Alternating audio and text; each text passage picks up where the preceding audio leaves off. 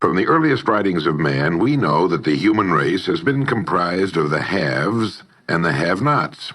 When I was a kid back during the Great Depression, I was obsessed with a desire to know what invisible something separated the haves from the have-nots, being a have-not. I wanted to know why so few managed to be well off financially in a country where success is available to everyone. For example, in checking the Statistical Abstract of the United States, published by the Bureau of the Census, I discovered, just lately, that only 10% of the men in this country, 65 years of age and older, have incomes of $6,000 or more a year. More than 80% of all men 65 or older have incomes under $4,000 a year. Only 7.6% have incomes between $7,000 and $10,000 a year, and only 3.7% have incomes of $10,000 a year or more. A man starts his working career in his 20s, often earlier. He's fortunate in that he lives in the free world. He has better than 40 years to make the grade financially in the richest country on earth. Yet, according to the statistics, only about 10 out of 100 will be financially secure by the time 65 rolls around, and only about 4 men out of 100 will be financially comfortable. Now, why? Well, let me tell you how to find out for yourself. Conduct your own survey. Start down the street in your neighborhood on any Saturday or Sunday and ask the man of every house 2 questions. The first question is, what are you doing at the present time to increase your income now? That is, how much do you want to earn? And when you've evaluated the blank stare you get in response to that question, ask question number 2, which goes, how much money are you planning to be worth at age 65? Now, when the silence becomes too unnerving, thank him and move on to the next house. Ask 50 men, 100, 1,000, until you're completely convinced that the reason men don't make more money during their working lives, and the reason men aren't financially independent by the time they're 65, is simply that they seldom, if ever, do any constructive thinking on either subject. It's that simple, unfortunately. The reason it's so easy to earn far more money than the average man earns in this country is that so very few, are going about it the right way. This is a race without enough contestants to bother about. The few who are really in the race can all be winners. Some will finish ahead of the others, but even the man who finishes last in this race will be financially secure. Most people, more than 90%, aren't even in the race. To prove it, ask yourself the 2 survey questions. Up until the time you started listening to this message, what were your plans for increasing your income? How much do you want to earn? And how much money had you decided to be worth by the time you're 65? You see, people who earn large incomes aren't lucky, and they're not crooks as those without money are so fond of pretending, nor are they endowed with more brains or talent necessarily than their friends and neighbors, nor are they privy to occult secrets, and only a very few were lucky enough to have had rich fathers or grandfathers. Most of the people earning the big incomes today started the same way you and I did, and most other people. The only difference between the men who earn big incomes and those who earn small incomes is that those earning big incomes decided to earn more. They're the people who made it their business to earn more. You see, a woman who does not think about baking an apple pie for dinner tonight will never think of looking up the recipe for apple pie. Without the decision for pie, there's no motivation for checking out the recipe. A man who does not think about driving his car to St. Louis, Missouri, or Nacogdoches, Texas, will never get road maps which show how to get to St. Louis or Nacogdoches. And a man who never decides to earn more money will never think of learning how, of looking up the rules for earning more money. You see, people do what they make up their minds to do. So get rid of the ancient superstition once and for all that people who earn big money are special people, are lucky, or get the breaks, or had money to begin with, or knew someone, or are smarter, or anything else. These are alibis. They can all be disproved 1,000 times. The reason there are so many of these alibis around is that men who fail to make the grade financially are seldom honest enough to just admit that they really didn't try and keep trying. So in order to justify their failure, in order to remain seated, they dream up and pass along these old alibis. We're all self-made, but only the successful will admit it. I once had occasion to visit Charleston, South Carolina. I'd never been there before, so I hired a taxi to drive me around the historic old town. I particularly wanted to see the battery where that famous shot was fired on Fort Sumter. Along this beautiful drive, some of Charleston's oldest and finest homes look out over the bay. I commented to my cab driver on what lovely homes they were, and he said, yes, some of those homes have 40 rooms. And then he thought a moment and he said, and every one of them is owned by a crook. This is how the have-nots justify themselves and their lot in life. I didn't say anything because I didn't feel I was entitled to advise him or try to straighten out his thinking. This is a free country where as long as he doesn't hurt others, everyone has the unalienable right to be just as wrong as he wants to be. As Thomas R. Lounsbury, the American scholar and educator, put it, we must view with profound respect the infinite capacity of the human mind to resist the inroads of useful knowledge. My taxi driver and men and women like him all over the world have been kidding themselves and holding themselves down and refusing the bounty and abundance of the world for centuries. Knowledge is available to everyone. We can either listen to those qualified to teach us, or we can go along with those ancient stumbling blocks we get from people who don't know any more than we do. The truth, incidentally, about those homes along that beautiful drive is that they were built by the men and women who made the largest contribution to the city of Charleston. In just a moment, I'm going to give you the formula for getting rich, but before I do, I want to remind you of something.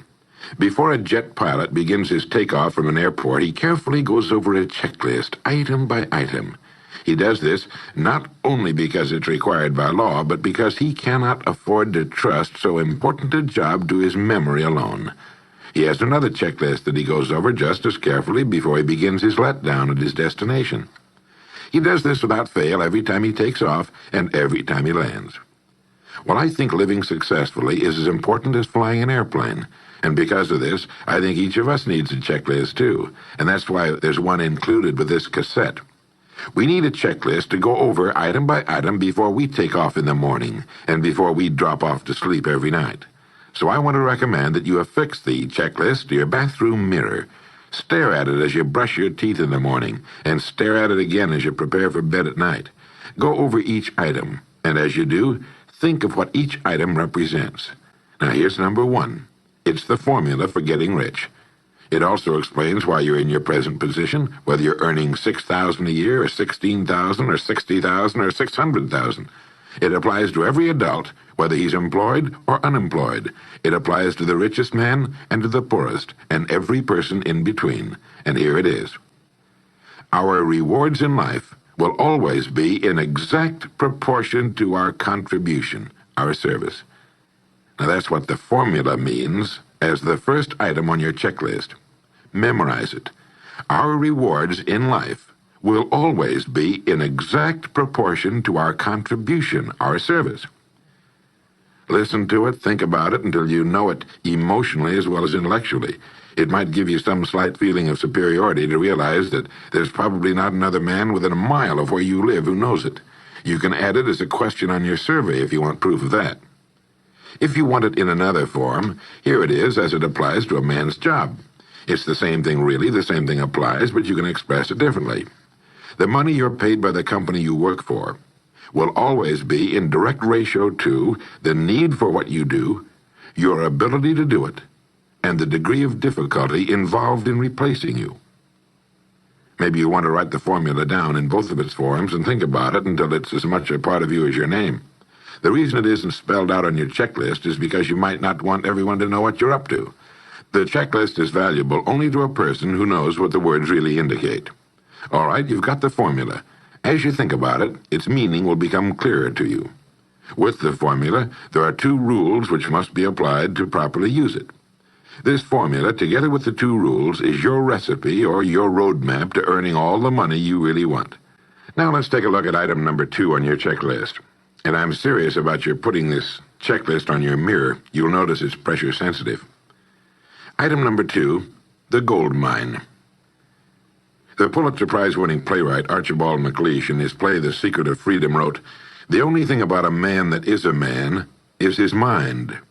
Everything else you can find in a pig or a horse." Strong words, aren't they? But as long as you live, you'll never hear a truer statement. The key to every human being's success lies in his mind, the gold mine between his ears. One idea can make you rich. A lot of good ideas can move you steadily upward in the work you do, and ideas are free.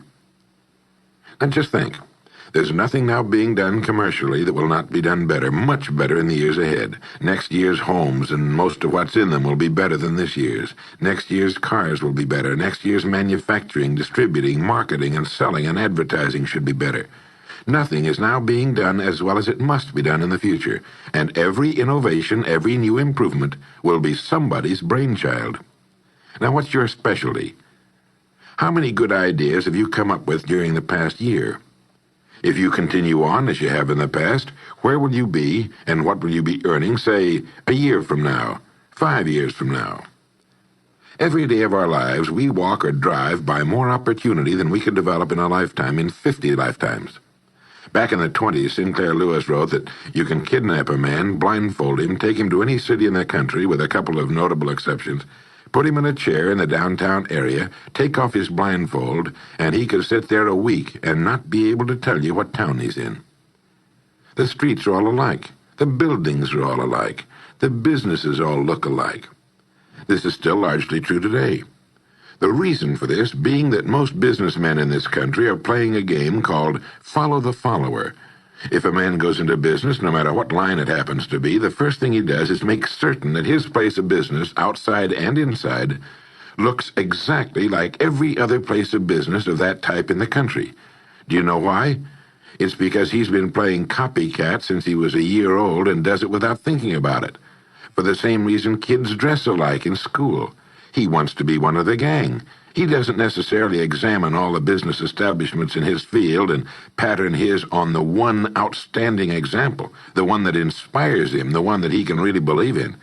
He just does what everybody else in his business is doing, and by this simple process, he guarantees his own mediocrity. Whose drum are you marching to, if indeed you're marching to anyone's, and why? Remember, whatever you now do for a living will be done differently, quite differently, a few years from now. Never in the history of mankind have the opportunities for all of us been so great. But the great majority of people will be the beneficiaries of progress, not those who bring it about. Which group are you going to belong to? If you want to be a contributor, not just a beneficiary, here's the first rule. It appears on your checklist as the gold mine.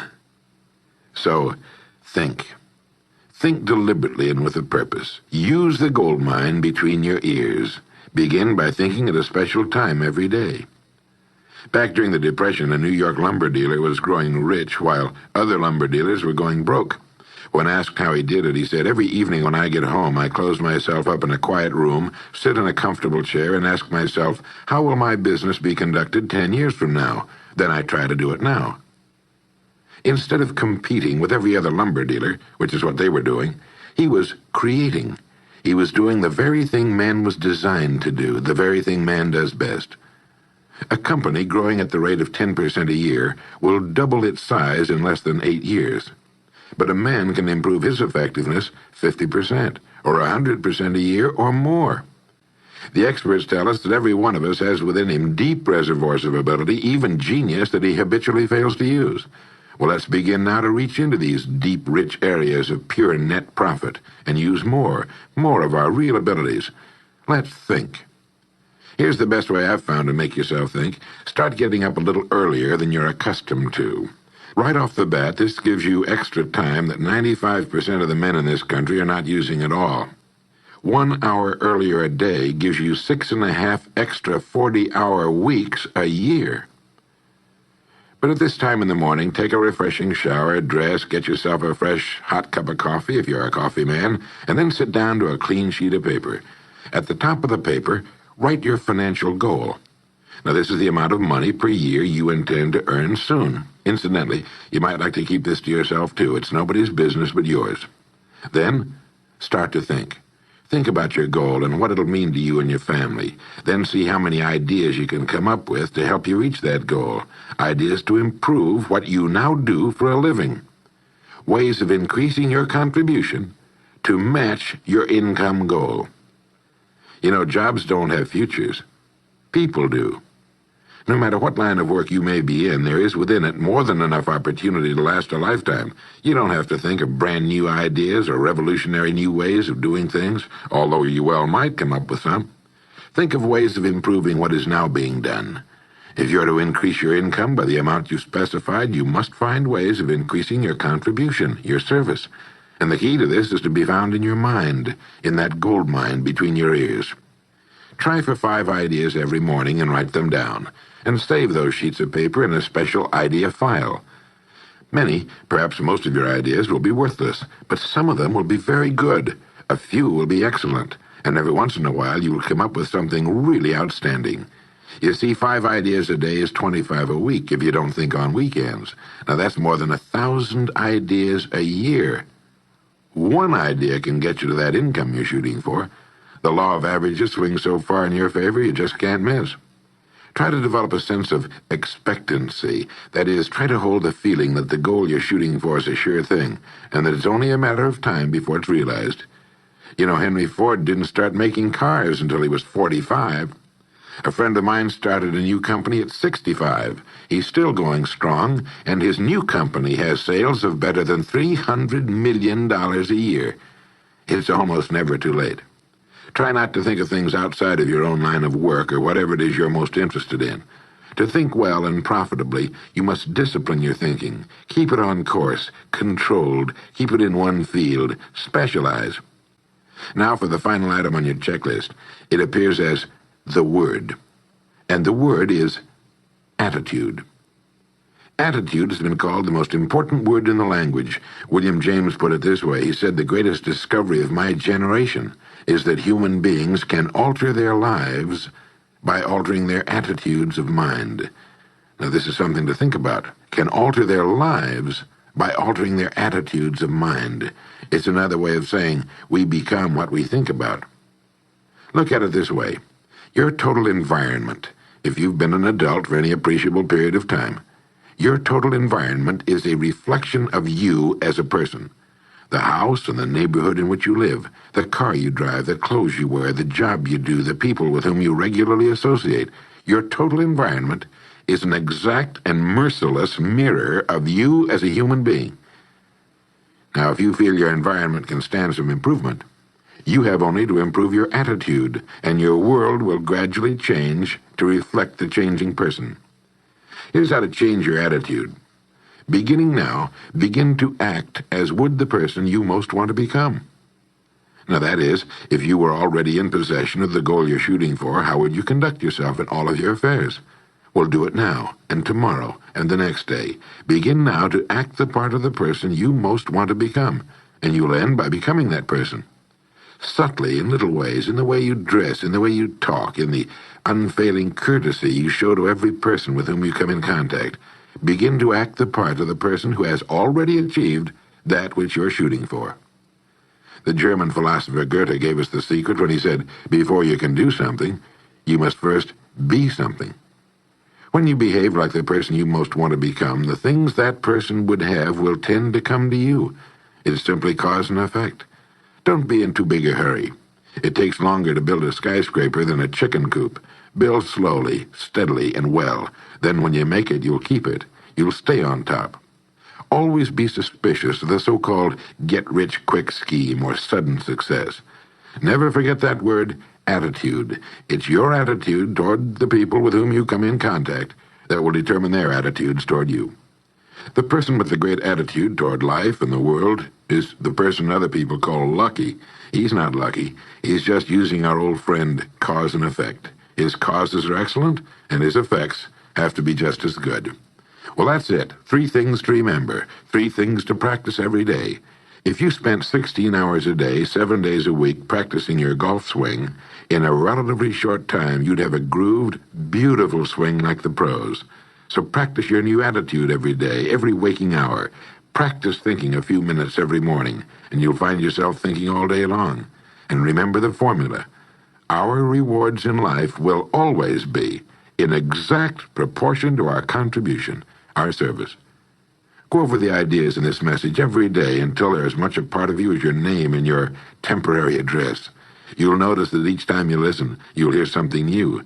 you'll get a new idea you failed to get before. This is Earl Nightingale, and thank you.